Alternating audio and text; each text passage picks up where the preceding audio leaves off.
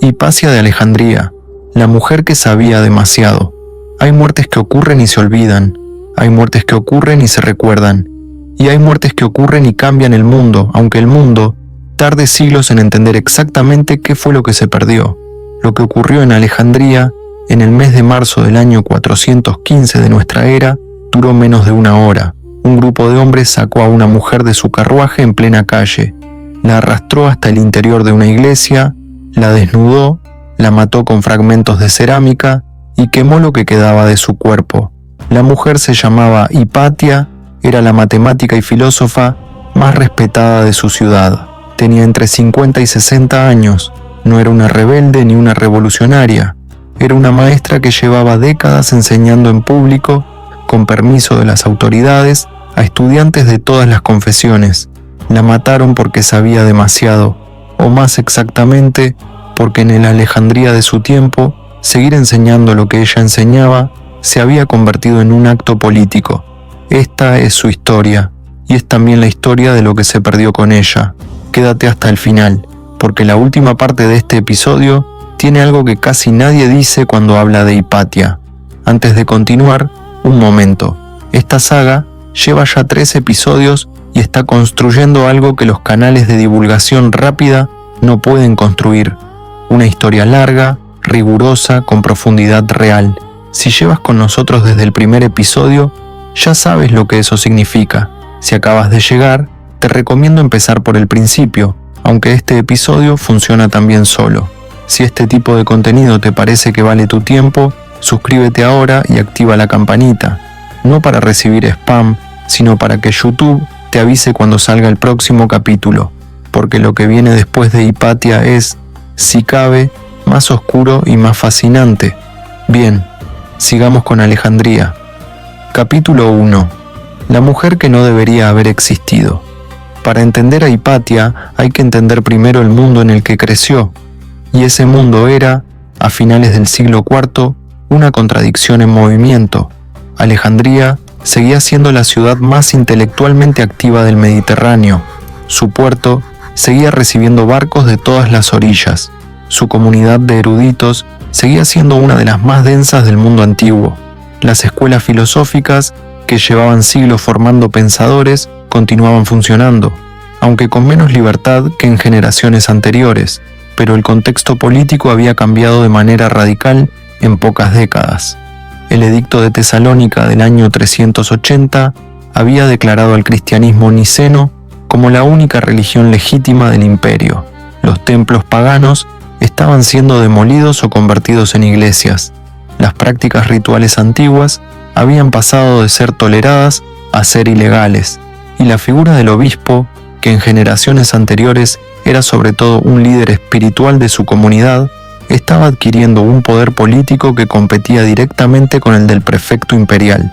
En ese ambiente, nacer mujer y querer dedicarse a la filosofía era, en términos estadísticos, casi imposible. Hipatia lo hizo de todas formas. Su padre era Teón de Alejandría, uno de los matemáticos y astrónomos más respetados de su época. Teón había dedicado su vida a editar y comentar los grandes textos matemáticos del mundo antiguo, los elementos de Euclides, el Almagesto de Ptolomeo. Su trabajo no era solo de preservación, sino de clarificación, de hacer accesibles a los estudiantes de su tiempo textos que siglos de copia y descuido habían vuelto oscuros. Hipatia creció en ese ambiente, aprendió matemáticas, astronomía y filosofía desde niña, con una profundidad que en su época era rara incluso entre los hombres, y en algún momento de su juventud, con la confianza de quien ha recibido una formación excepcional y la independencia de quien no teme usarla, comenzó a enseñar por su propia cuenta. No tenemos ningún texto filosófico firmado por Hipatia. Todo lo que sabemos de su pensamiento nos llega a través de las cartas de sus estudiantes, especialmente de Sinesio de Cirene, que fue uno de sus alumnos más cercanos y que le escribió cartas durante años, incluso después de haberse convertido en obispo cristiano. Eso ya dice algo importante. Sus alumnos más distinguidos no abandonaron su enseñanza cuando se convirtieron al cristianismo, siguieron considerándola su maestra, siguieron escribiéndole con respeto y afecto. Lo que ella enseñaba no parecía incompatible a ojos de sus propios estudiantes con la fe cristiana. ¿Qué enseñaba entonces? ¿Por qué alguien decidió que tenía que morir? Capítulo 2. Lo que enseñaba y por qué era peligroso. La escuela filosófica a la que pertenecía Hipatia se llama neoplatonismo. El nombre es técnico y frío para algo que en su momento era una de las tradiciones intelectuales más vivas del mundo antiguo. El neoplatonismo tiene su origen en el siglo III, con Plotino, un filósofo egipcio que enseñó en Roma y que escribió un conjunto de tratados conocidos como las Enéadas. Plotino había tomado la filosofía de Platón, la había profundizado, la había depurado de todo lo que consideraba accidental y había construido un sistema de pensamiento que describía la realidad como una emanación desde una fuente única e inefable, que él llamaba el Uno, hacia niveles progresivamente más materiales y más alejados de esa fuente. El alma humana, en este sistema, es una chispa de esa emanación divina atrapada en la materia. Su vocación más profunda es el retorno a su origen, y ese retorno no se produce a través de rituales ni de dogmas, sino a través del pensamiento mismo, de la capacidad de la mente para reconocerse como algo más que materia, para remontarse hacia su fuente. Si esto te suena a algo que ya hemos escuchado en esta saga, no es casualidad. El neoplatonismo y el Corpus Hermeticum comparten un ambiente intelectual. No son la misma corriente, pero beben de los mismos pozos, la filosofía platónica, la espiritualidad egipcia, la idea de que el conocimiento interior transforma a quien lo recibe. Muchos de los temas que aparecen en los tratados herméticos que vimos en los episodios anteriores resuenan en los textos neoplatónicos, la correspondencia entre lo alto y lo bajo, el alma como mediadora entre lo divino y lo material, el conocimiento como reconocimiento de la propia naturaleza. Hipatia enseñaba este tipo de filosofía, y lo enseñaba con una competencia matemática que le daba una autoridad especial, porque para los neoplatónicos, las matemáticas no eran solo una herramienta práctica, eran la evidencia más clara de que la mente humana puede acceder a verdades eternas. Un teorema matemático no depende del tiempo ni del lugar. Es verdadero en Alejandría y en Roma y en cualquier momento de la historia. Para Platón y para sus herederos, esa capacidad de la mente para alcanzar lo eterno era la prueba de que el alma participa en algo que la materia sola no puede explicar. Hipatia comentó el Almagesto de Ptolomeo, comentó las Cónicas de Apolonio, colaboró con su padre en ediciones críticas de textos matemáticos que se convirtieron en las versiones de referencia para siglos posteriores, y enseñó filosofía neoplatónica a estudiantes que llegaban de toda la cuenca mediterránea. En la Alejandría del siglo IV, eso la hacía poderosa, no políticamente, no militarmente, sino de la manera que más incomoda a ciertos tipos de poder, por el respeto que generaba, por el hecho de que personas influyentes, funcionarios imperiales, hombres con cargo y con recursos, la escuchaban, la consultaban y la citaban como autoridad. El prefecto imperial de Alejandría se llamaba Orestes, era cristiano, había sido bautizado por el patriarca Atanasio, y sin embargo mantenía una relación de respeto y consulta con Hipatia que para algunos observadores resultaba incómoda. Cuando Orestes y el obispo Cirilo entraron en conflicto político abierto por el control de la ciudad, Hipatia quedó en medio de ese conflicto sin haberlo buscado. El obispo Cirilo era un hombre de poder extraordinario y de ambición no menor. Había expulsado a la comunidad judía de Alejandría con una violencia que escandalizó incluso a contemporáneos suyos. Había organizado a los Parabalani, una milicia de monjes que actuaba como brazo ejecutor de su voluntad en las calles de la ciudad, y veía en la influencia de Hipatia sobre el prefecto Orestes un obstáculo para su propio proyecto de control total de la vida política alejandrina. No hay documentos que prueben que Cirilo ordenó el asesinato de Hipatia. La historia nunca es tan limpia, pero sí hay evidencia de que sus círculos más cercanos la acusaron de practicar brujería, de estar detrás de la negativa de Orestes a reconciliarse con el obispo, de ser el obstáculo que impedía la paz entre las facciones de la ciudad. En el Alejandría del año 415, acusar a alguien de brujería y de obstaculizar la unidad cristiana no era un insulto, era una sentencia. Capítulo 3. El poder, la envidia y la decisión. Hay una escena que el historiador Sócrates Escolástico, que escribió pocas décadas después de los hechos, describe con una precisión que resulta difícil de leer. Un hombre llamado Pedro, lector de la iglesia de Alejandría, organizó un grupo. Esperaron a que Hipatia regresara en su carruaje de algún lugar de la ciudad, la interceptaron, la bajaron del carruaje con violencia. Lo que siguió ocurrió en el interior de la iglesia, que los griegos todavía llamaban Caesareum, el antiguo templo de culto imperial, convertido en iglesia cristiana, un edificio que había sido símbolo del poder romano, ahora símbolo del poder eclesiástico, fue telescenario de su muerte. Sócrates Escolástico era un historiador eclesiástico, no era un enemigo del cristianismo, y sin embargo, describió lo que ocurrió con una claridad que sus lectores contemporáneos no podían ignorar. Dijo que los que cometieron ese acto no honraron a su religión, que lo que hicieron fue una mancha para Cirilo y para la iglesia de Alejandría. La condena no sirvió de mucho en el momento. Nadie fue juzgado por la muerte de Hipatia. Pedro el lector siguió en su cargo. La ciudad siguió bajo el control de Cirilo, que años después fue declarado santo y doctor de la iglesia. Pero la memoria de lo ocurrido no desapareció, circuló en textos, llegó a Bizancio, donde en el siglo X la enciclopedia conocida como la Suda incluía una entrada sobre Hipatia que la describía con respeto genuino. Llegó al Renacimiento, donde su figura fue ocasionalmente citada como ejemplo de la sabiduría antigua que el oscurantismo había destruido. Y llegó al siglo XIX, cuando el escritor inglés Charles Kingsley la convirtió en protagonista de una novela que popularizó su historia en toda Europa. En cada época, la figura de Hipatia fue usada para hablar de algo diferente. En el siglo XIX era el símbolo de la razón pagana destruida por el fanatismo cristiano. En el siglo XX fue recuperada por el feminismo como símbolo de la mujer intelectual sacrificada por el patriarcado. En el siglo XXI, la película Ágora, dirigida por Alejandro Amenábar en 2009, la llevó a pantallas de todo el mundo con una interpretación que mezclaba rigor histórico con licencias dramáticas. Cada época ve en Hipatia lo que necesita ver, lo cual, de nuevo, es perfectamente hermético, pero aquí, en esta saga, nos interesa algo más específico. Nos interesa lo que su muerte significó para la transmisión del conocimiento que hemos estado siguiendo desde el primer episodio.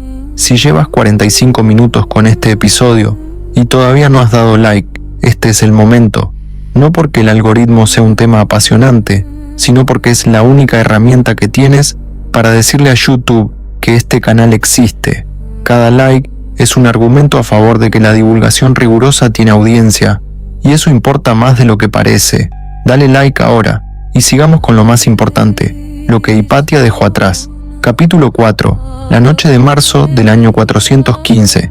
Quiero detenerme un momento en algo que los relatos habituales de la muerte de Hipatia tienden a pasar por alto. Hipatia no fue la última filósofa pagana de Alejandría, no fue la última persona que enseñó filosofía neoplatónica en la ciudad.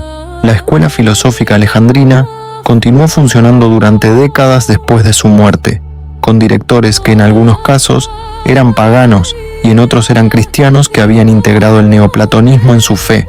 Lo que murió con Hipatia no fuese una institución, fue una posibilidad, la posibilidad de que una persona pudiera enseñar en público, en la calle, sin pertenecer a ninguna iglesia ni responder ante ningún obispo, sin que su autoridad intelectual dependiera de su posición dentro de ninguna jerarquía religiosa.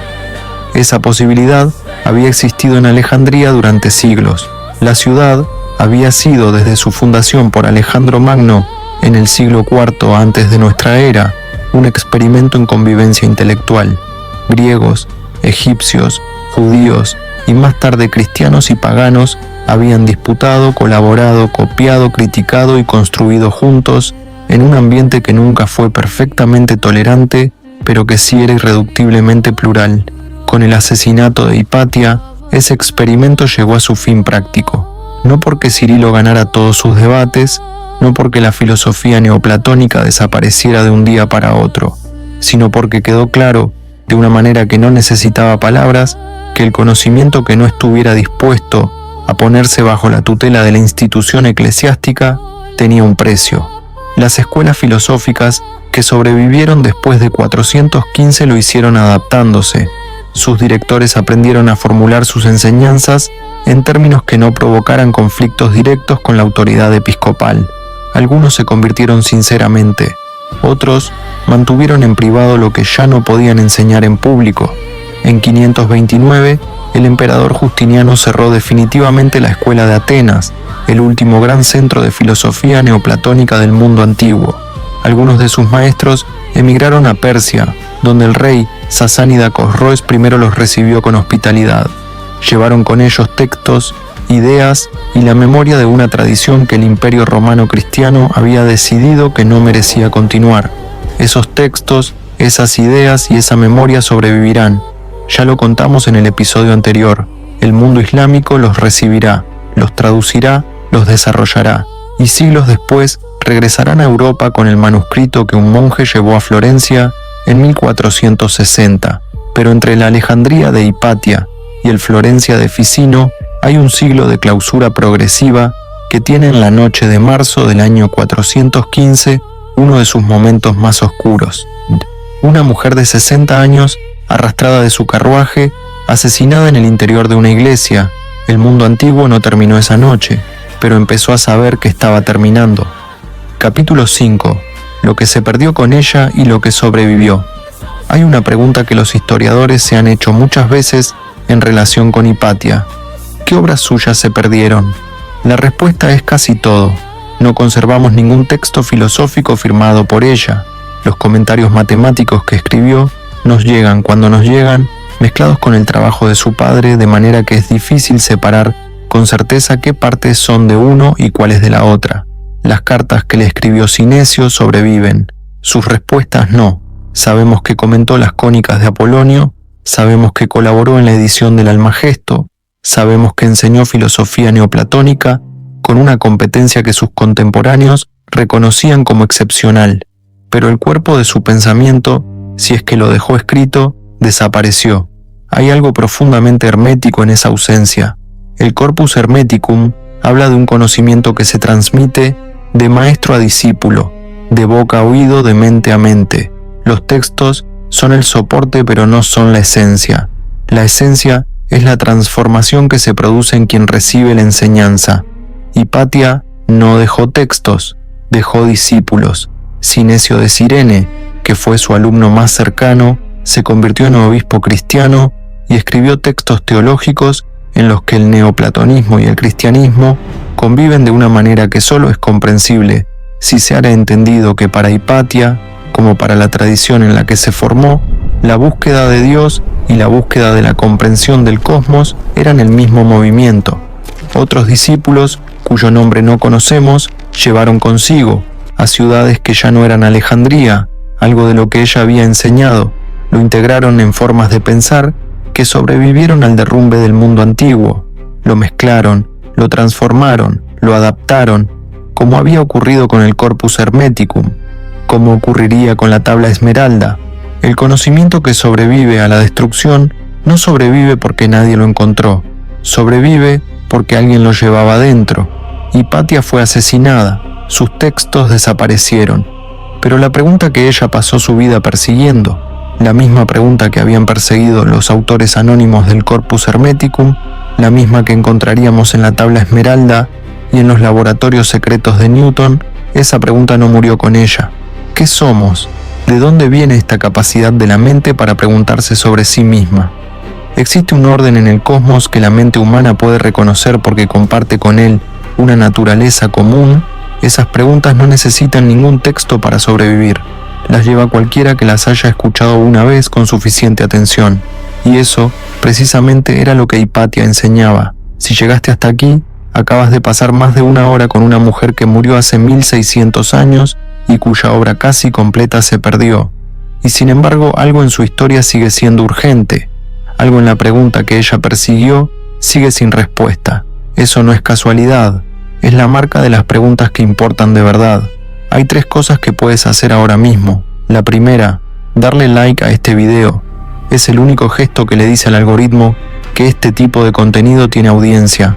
Sin eso, este este canal no llega a las personas que lo necesitan. La segunda, suscribirte y activar la campanita.